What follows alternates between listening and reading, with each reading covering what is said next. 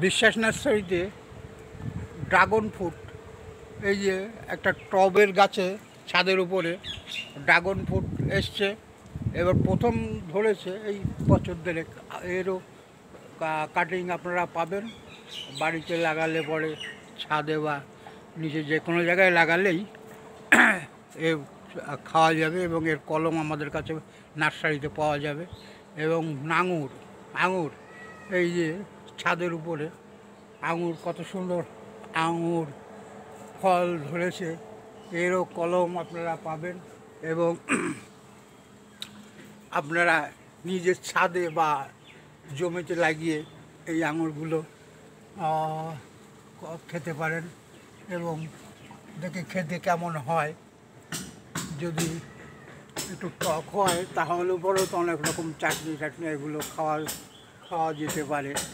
এর কলমও আমাদের কাছে এই নার্সারিতে আপনারা পেয়ে যাবেন।